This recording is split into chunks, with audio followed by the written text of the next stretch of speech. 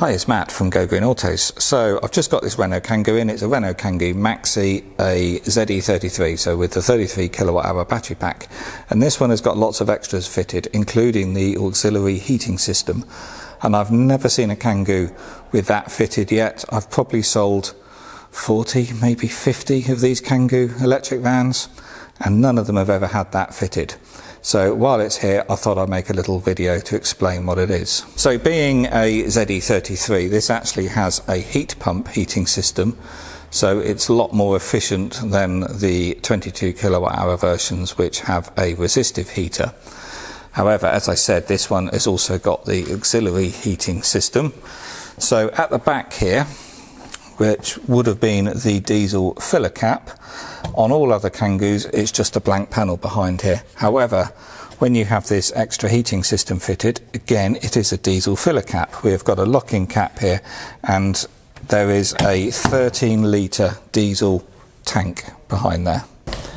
And then in a rather awkward position down here where the switches are on the Kangoo, we have this switch here which turns on the heating. So the obvious reason for it is it preserves range in the winter. So electric vehicles have to produce heat because there's no combustion engine at the front generating heat, and that uses huge amounts of energy.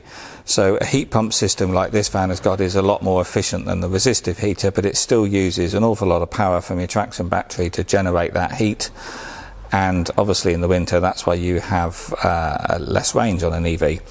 But using the diesel heater, you're just going to burn a bit of diesel. It produces the heat and therefore gives you maximum range in the winter. Obviously, it's going to produce some emissions, so technically it's no longer a zero emission vehicle, but it's absolutely minute. So let's see if it works. I haven't tried it yet. However, I'm sort of expecting it might not, because on the Kangoos underneath the driver's mirror is a little temperature sensor there, and that's measuring the outside temperature, and obviously you've got a gauge on the dash.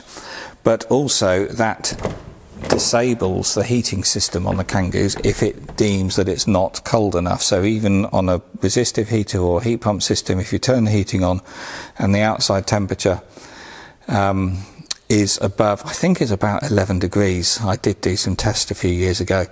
But anyway, if it's not cold enough, it doesn't turn the heating on. Again, that's just a way of preserving range, so stop someone accidentally leaving the heating on. So it may well not be cold enough to run, but we will have a go. So if I turn it on,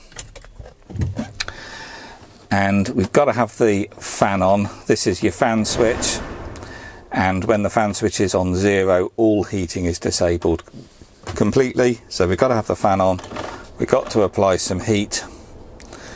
So this will be using the heat pump. Let me just see if any heat is going to be applied. So I've had this running now for about a minute, and I think there's some heat coming through. It's very difficult to tell, but that's just using the heat pump. So possibly it's not engaged yet, because it's well, we can see up here our outside temperature is 17 degrees, but I have a feeling there is a little bit of heat being generated. But anyway, let's push the switch down here, and that's now put the diesel heating system on.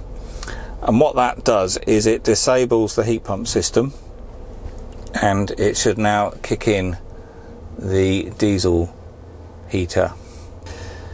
So I'm not really getting any extra heat. I suspect the system's disabled because it's too warm outside. So not ideal trying to record this video in the middle of summer, but obviously I had to do it while this vehicle is here.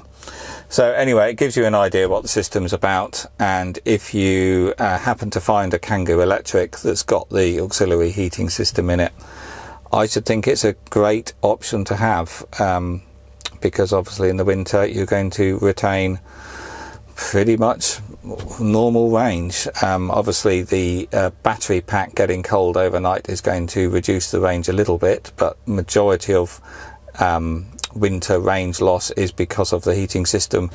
And if you can sip a little bit of diesel and burn that instead, while it might not be great for the planet, it's still going to give you maximum range.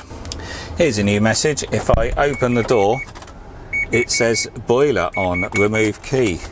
So clearly the heating is on, but we're now 18 degrees outside, so I'm sure the temperature sensor is sort of overriding the system and not giving us full heat. So it'll be nice to try this in the winter, but obviously I'm not going to be able to do that. Yeah, I can actually smell some burning now, so clearly it was working. I just hadn't given it enough time. Fans had kicked in just as I'd finished recording, so yeah, clearly it does work. It's just a bit of a delay for that heating system to kick in.